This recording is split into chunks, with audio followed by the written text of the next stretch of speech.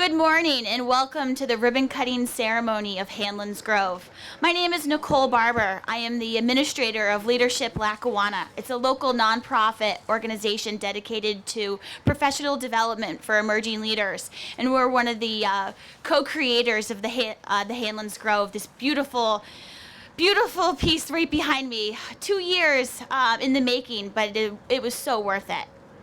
I want to give a special welcome to three very important people that are here today with us. We have Mayor Chris Doherty,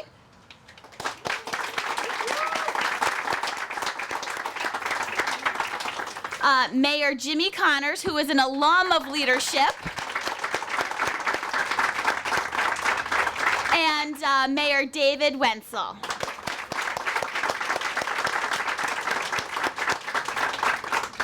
And I must give a big thanks to the key people from the Leadership Lackawanna class of 2009 who worked on this group project. Without their dedication and support, this Grove would have never happened, and we had some key players in this group. They are Elizabeth Ryder,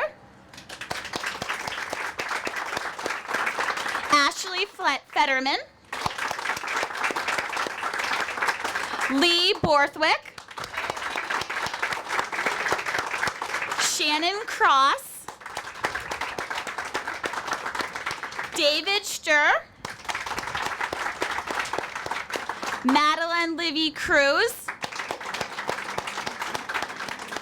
and Miguel Ortigos. At this time, I'd like to turn over the portion of the program to Ashley and Elizabeth.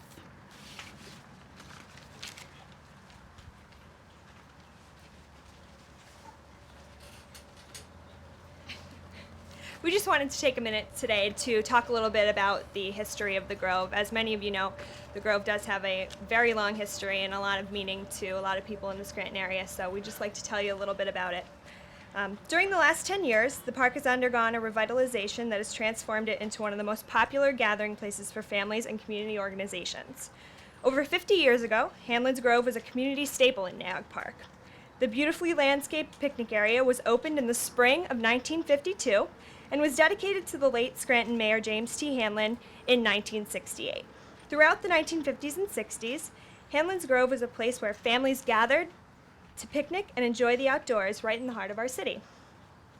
The Grove has a long history, and many members of the community remember picnicking there throughout their childhood and even attending the very first dedication ceremony when it was completed. We're proud to have been a part of the restoration and to provide the opportunity to build a legacy for future generations. We do have some members of Mayor Hanlon's family who are here today. A lot of them showed up, and we're very thankful that they could come out. The head that used to be right over the fountain, Mayor Hanlon's head, is currently in the process of being restored, and it's going to be returned to the Grove, so we're happy to say that. Again, members of the mayor's family, Mara Healy, Colleen McConnellow, Robert Hanlon, James Hanlon, Sean Hanlon, and Kathy Hanlon-Williams, thank you all for being here today. If we could give them a round of applause.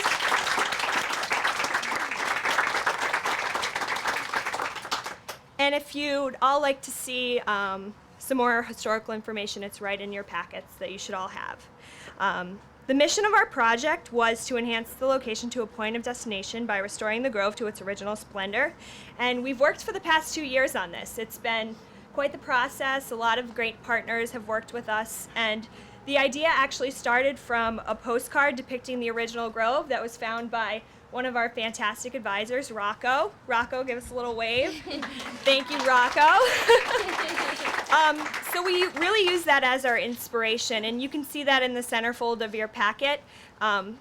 We use that to inspire the individual picnic pods, but we incorporated a more natural element to the Grove as well. So it's historic and both modern at the same time. We absolutely could not have done this project without the help of our donors. We had a lot of fantastic donors. I'd like to point out our first donor that happened in February of 2009 was P&G. They came in as our first platinum level sponsor, and we have Julie Lavender Haydock here as a representative of P&G, and she's also in the current leadership class working on a project in the Abington. So thank you, Julie, for coming. Prudential was also a key sponsor for us. Prudential, Pride Mobility, Keystone Concrete Block that donated all the block for the fountain, the Galdieri family, and the International Union of Bricklayers and Allied Crafts Workers, local union number 5, were all key players in our project, and we'd like to thank all of them for their donations.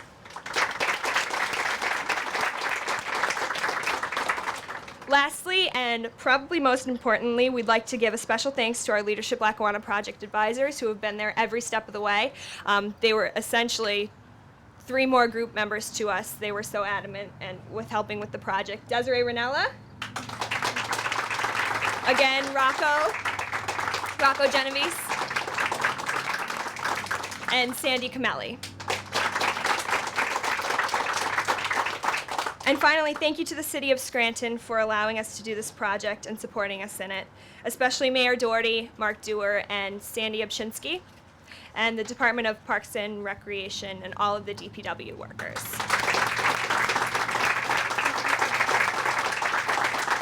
At this time, I'd like to bring out Mayor Chris Doherty, and then we're going to cut the ribbon. Liz and Ashley, thank you very much. I have to raise it up a little shorter. This is a great day for the city. You think back to all the things that we've done at the park, but you know when you're really making it when volunteers step up, decide they're going to do it themselves. And Leadership Lackawanna, this is not their only project at the park. The Schimmelfinnig Pavilion, which is right over that rock ledge, that was a Leadership Lackawanna project, where we got AZEC building materials come in, and we rebuilt the whole pavilion. And we named it after Butch Schimmelfinnig, who was the head of the Carpenters Union. And my first year in office, I had to replace the roof there. I didn't have any money, and they did it for free. So that's an example of the first volunteer at the park. And so to have Leadership Lackawanna to step up and take over this project and really bring people together and through their enthusiasm, encourage other people to get involved, that's what makes a difference. And it's so fitting that it's Mayor Hanlon, because Mayor Hanlon was the longest serving mayor in the city's history. He served 4 terms, but he was known as someone who invested heavily in the city. The islands that you'd see in the city when we were kids driving around, there'd always be flowers on them. The greenhouse, he was very much involved in the parks and believed in them. So to bring them back and to honor him is very important, because it reminds us of the mission that we have in front of us.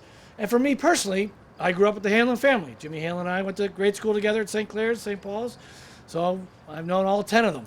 And I know their commitment to the city and their belief in being true volunteers. But we don't get it done unless people step up. And so it is Leadership Lackawanna that does make a difference.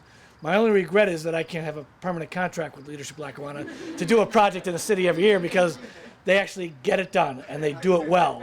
And they make a difference. I will say, you know, we've always believed one step at a time, one project at a time.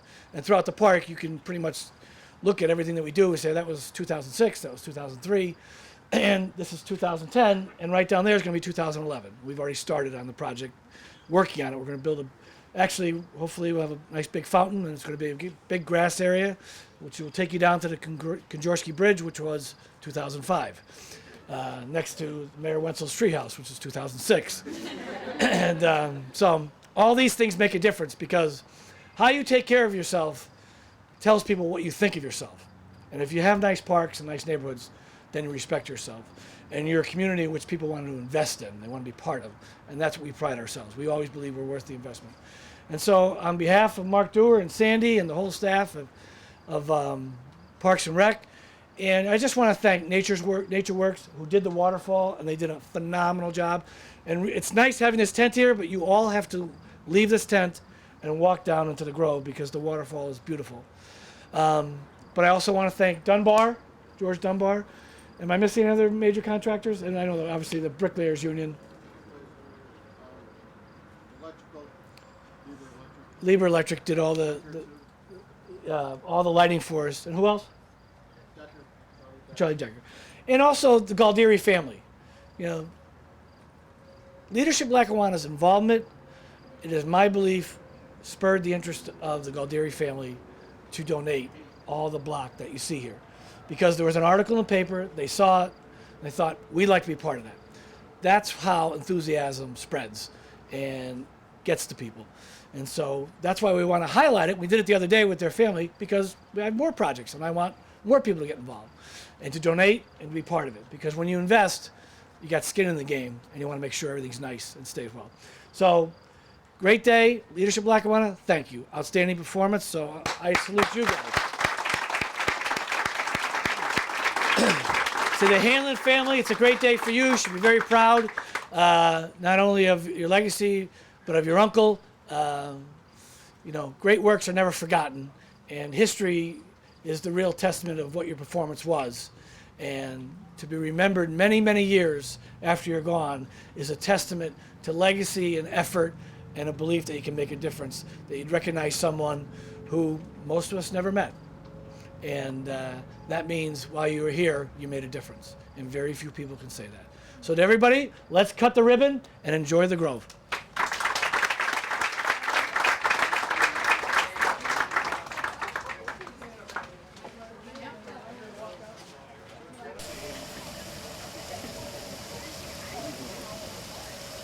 And Hanlon family members, if you want to come in for the ribbon cutting.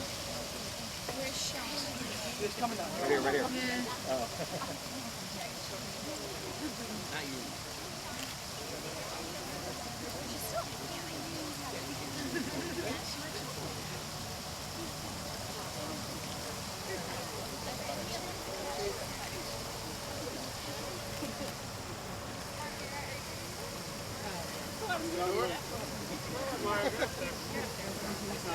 Play with sharp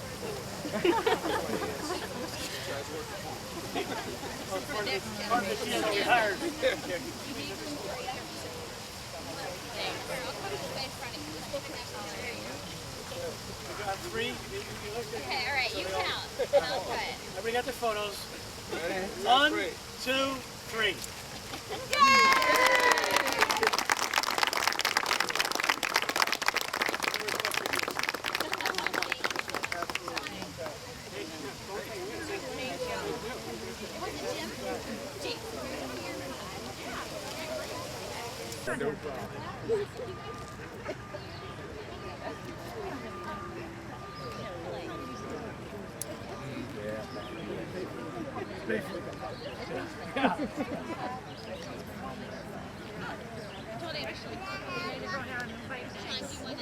You gotta get a lens like this.